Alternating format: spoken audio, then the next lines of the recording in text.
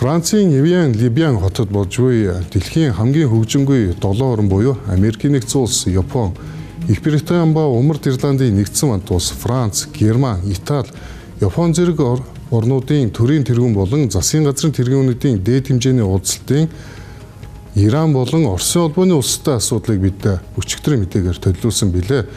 Тэгвэл өнөөдрийн мэдээллээр бас нэгэн хүндсэн чухал асуудлыг та бүхэн төлөвлөе.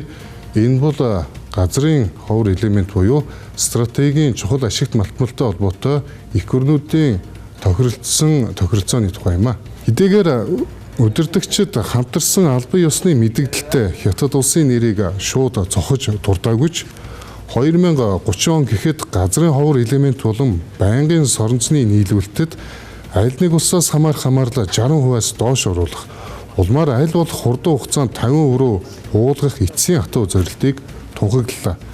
Өнгөрсөн онд Бээжин байнгын соронзны экспортод хязгаарлалт тогтооход дэлхийн технологийн болон батлан хамгаалахын зах зээлд хямрал бий болж ганцхан их үүсвэрээс хамааралтай байхын дутуу талыг барууны орнуудад дохио болгон утсан юм а. Энэхүү шилжилтийг эхлүүлэхийн тулд G7 эхний ээлжинд цахилгаан машин, өндөр технологийн амин зүрх болсон литий болон никель зэрэг хоёр чухал эрдэстээр өрсөлдөөнийг боомлохгүйгээр уялдуулсан механизмыг туршиж эхлэхээр болжээ. Тэд цаашдаа энэхүү механизмаа өргөжүүлж жил бүр голцоо газрын ховор элементээс бүрдсэн 5 шинэ ашигт малтмалыг нэмж оруулах юм байна. Мөн олон улсын эрчим хүчний агентлагтай хамтран зах зээлийн хэвийн бус өөрчлөлт, гажуудлыг хянах, эрсдлээс эрт сэрэмжлүүлэх, мэдээ солилцох зорилготой хямралын үеийн шинэ платформ байгуулахаар шийдвэрлсэн анхаарал татж байна. Гэхдээ салбарын бие даасан шинжээчид энэхүү 60% зорилтод хүрэх нь G7-гийн хөгжингөө орнуудын хувьд туйлын хүнд сорилт болж байна гэдгийг сануулж байна.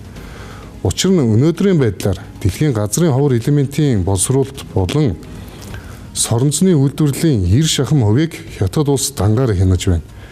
Уурхайн олборлолтоос эхлээд эцсийн бүтээгдэхүүн үйлдвэрлэх хүртэлх нийлүүлэлтийн цоо шин сүлжээг барууны орнуудад болон тэдний холбоотнуудын нутагт бий болгоход олон тэрбум долларын хөрөнгө оруулалт шаардлагатай.